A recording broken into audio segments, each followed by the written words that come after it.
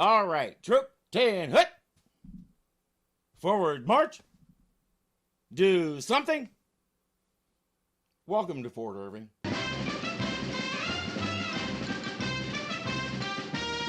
Captain Parmenter, Sergeant O'Rourke, and Corporal Agarn are in town to meet the stage. It's carrying the fort's monthly payroll. It's also carrying a surprise. Wilton! Wilton! I don't believe it. It's true. It's really me. Oh. He's kissing another girl right in front of my lips. Miss Jane Angelica Thrift, Sergeant Morgan O'Rourke, Corporal Randolph Agarn, I proudly present my sister, Miss Daphne Parmenter. Oh, well then, Jane will allow the kiss. Are you all right? Yeah, I'm fine. It's an honor and a pleasure, man. I know so much about all of you from Wilton's letters. I feel like we're old friends. She's his sister, all right. In the course of the episode, she'll do as many of those as the captain does, and it's great. Her real name was Patty Reagan, and she was born to do comedy. Through the 60s, 70s, and 80s, she hit most all of the sitcoms and often stole the show. In the 90s, she came down with cancer and died at 66. I'm convinced Satan himself invented that disease. At least she left us a delightful legacy like this, so let's enjoy it. Daphne just happened to be passing this area and decided to stop and see her brother. But she can't stay long. She's on a quest. She's been all over the country seeking... What's she seeking? I try to be as feminine as possible because I believe that femininity is one of the traits most males look for in females. No, you're absolutely right. I also try to keep myself well-groomed. I try the same thing with my horse. And to be a smooth dancer Sis. and a good listener. Sis, Yes, Brett? stop pushing. You're being really subtle. I don't follow. What is it you're looking for? At ease, Dobbs. This is Trooper Hannibal Dobbs, my sister, Daphne. How do you do, ma'am? Hi there. Are you, married? No, ma'am, I'm single. Daphne? Pushing? I'm still not catching it. What are you after? My mother sent me on a tour of America in search of a husband. I've been on the road for 4 long years now without even a nibble. That's because you're too subtle and vague about it. You need to spell it out directly for a man to catch on. I barely followed it myself, and I'm already married. What's your opinion of love at first sight? I don't know, ma'am. I haven't formed one. Captain, may I be dismissed to practice my bugle?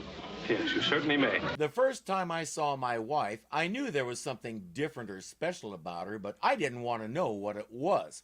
I was in my 3rd year at Montana Institute of the Bible, and I was 23 when I started there. This kid was a freshman, 19 at the most. I wasn't interested in dating children. Yeah, file that one under best laid plans. Somebody up there had other ideas. We're at 41 years and counting. Say, what do you hear from Mother? Oh, she's fine. I got a letter from her last week. Dear Daphne, when you get to Fort Courage, make Wilton let you use the kitchen to bake a batch of Toll House cookies. Then get a list of all... How do you feel about human ursine romances? all members of F Troop who are eligible bachelors. Then give those men the cookies and hope that their hearts will be reached through their stomachs and that by some miracle you may get a proposal of marriage. I think she has a better chance with the bear, but we'll let her bake her cookies. She has her heart set on Dobbs, but Agarn wants her to consider other men as well. There's always Trooper Vanderbilt. Now, Vanderbilt is a little on the nearsighted side, but a heart of gold. Never mind Vanderbilt. Well, then there's always Trooper Duddleson. We've got Duddleson, Duffy, Hogan, Hightower, Anderson, Henderson, Scully, and Jones. Brannigan. Knock it off, Agarn. You know that's a Rourke song. There came Brannigan, Franahan, Milligan, Gilligan, Duffy, McCuffey, Malarkey, Mahone, Rafferty, Lafferty, Donnelly, Connolly, Dooley, O'Hooley, McDonald, Malone. Yes, well, I'd say that they're kind of a light golden black. I may have left them in a little bit too long. Will you try one and tell me what you think? Oh, well, yes. If he can pick it up like that without burning his fingers, I think your oven temperature is too low. As we would expect from a sitcom, they're like biting into rocks. And as usual, O'Rourke lies about them. Delicious. Honest? We must get these on a platter and pass them out while they're still warm, all right? Oh, marvelous. Let's get something a little strong. A little bigger, larger. He's ready to pass them out, all right, to the trash. He doesn't want to hurt her feelings, but he doesn't want to eat these things either. He needs a way to get rid of them. Crazy cat, I tell you for last time, I'm not interested in buying canoe. But Chief, a cowie should have canoe. Never. Why not? If you never have canoe, not get caught up creek without a paddle. That is what you call a forced joke. I think it may be the first one I've seen on this show. New kind of construction. Made from special kind of bark of tree. Guaranteed first unsinkable canoe. This whole scenario is forced. The best jokes grow naturally out of the situation. Here we've created the situation to fit the jokes and it's not working. But still could be very bad. Canoe can hit rock, tip over. I fall in river. You know I can't swim. I drown. And tribe get canoe chief. When you get to the bad part. On the other hand, Crazy Cat has ways of making a joke work. A rock, we tired of excuses. You 10 days late with money for firewater. We had some unexpected expenses. We had to replace 3 tape. You tell him, Agarn. Broken in a friendly poker game over 3 heads. Seems legitimate, though for the guys who were fighting, I have a suggestion. Next time use a chair, lighter and more maneuverable. Now, we promised to pay. You know that. We promise. By the next moon at the latest. Never mind with the moon. You pay next Tuesday. You got yourself a deal. And just to show you that we appreciate your cooperation, we brought you a present. Oh, here, wait a minute. Show him, Agarn.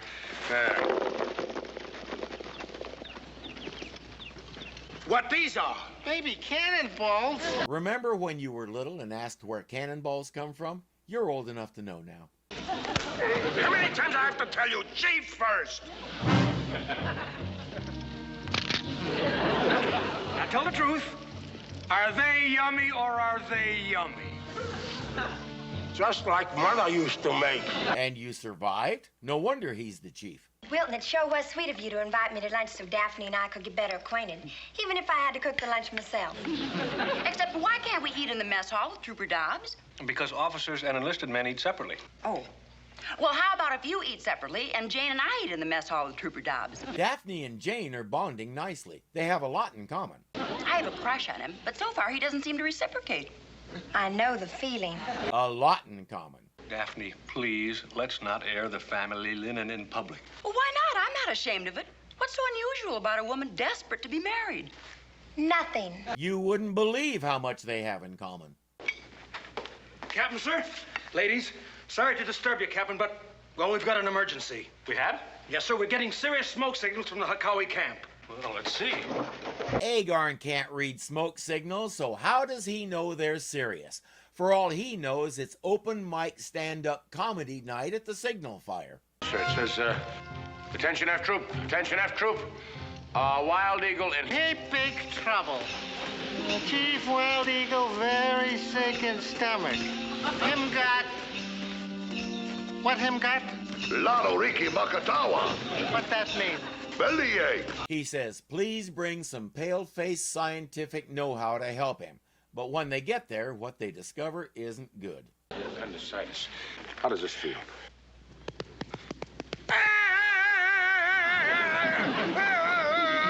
That's it. Appendicitis. If you've got what I think you've got, you're going to have an operation. Well, here, use my knife. If you followed the show, you know we went through a handful of sidekicks for Wild Eagle, and Crazy Cat won. He's eager for Wild Eagle to die so he can be chief, and he makes no secret of it. If Wild Eagle gets a nose full of dust and sneezes, Crazy Cat starts pulling out the funeral ceremony and dusting his feather headdress. Don Diamond had been around for a long time. He started out in radio, where he discovered he had a special talent for picking up dialects. He was especially good at Spanish accents, and that ability got him a lot of work both in radio and later in television. Crazy Cat was his defining role, the one he's known for. After F Troop, he kept doing bit parts, but moved into voice acting, once again putting his talent for dialects and accents to work. He died in 2011 at the age of 90, having never gotten to be chief of the Heckowies. The nearest surgeon is in Gulch City. How far away is that? 20 miles. You'll have to ride like the wind. Why can't Jane send a telegram and tell the doctor to come here? Here are the fresh horses. Isn't he gorgeous? Which one? Trooper Dobbs. Oh, go on a date with her, Dobbs. What's the worst that can happen? She makes more cookies. As long as the fort gates are open, why don't you and I take a little walk and sit beside some shady brook? Well, I'd like to, ma'am, but I'm on duty. Wilton, can Trooper Dobbs have a 2-hour pass? Yes, he may. Jane, would you like to take a little walk and sit beside some shady brook? I'd love it. Good, good. Dobbs and I will walk up ahead and look out for rattlesnakes. Your brother sure has a lot to learn about double dating.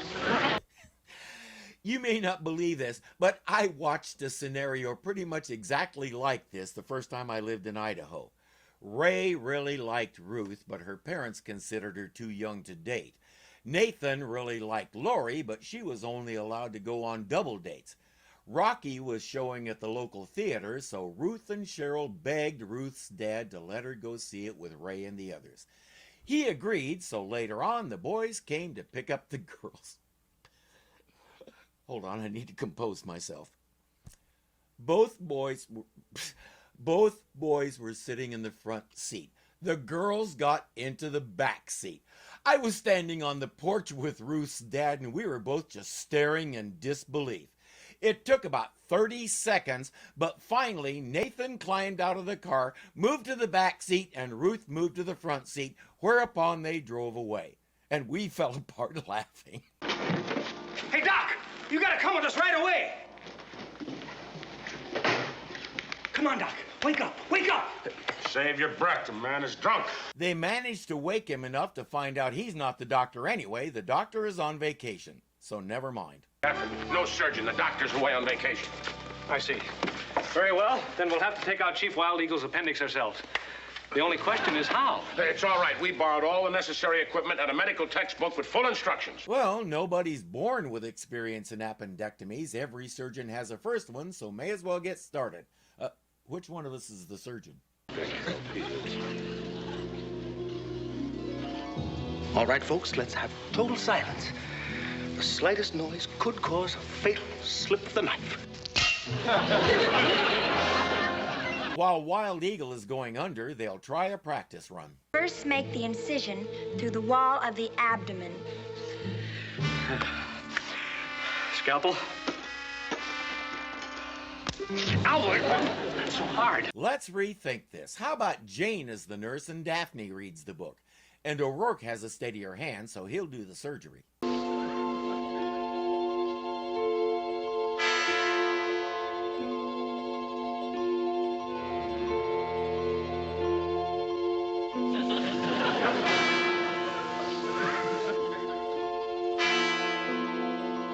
Appendectomies are supposed to be fairly simple surgeries, so O'Rourke only needs a short montage and he's done.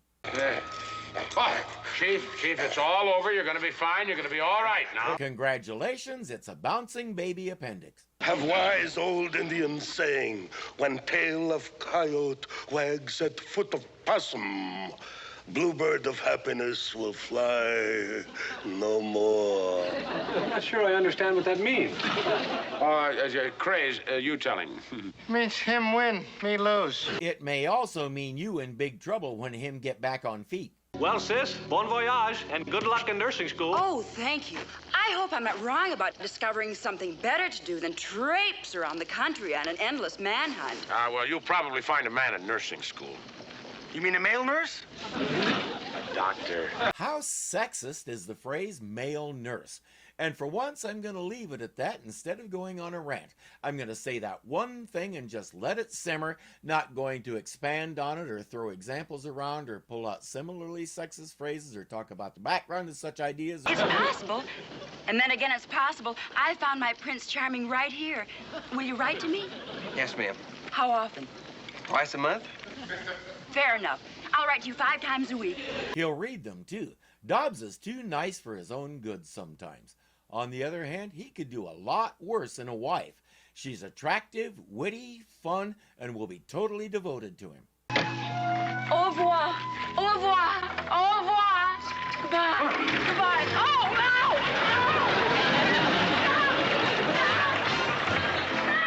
no! And besides, how many guys can say their wife does that? If you're enjoying this, be sure to click the thumbs up button to show you like it.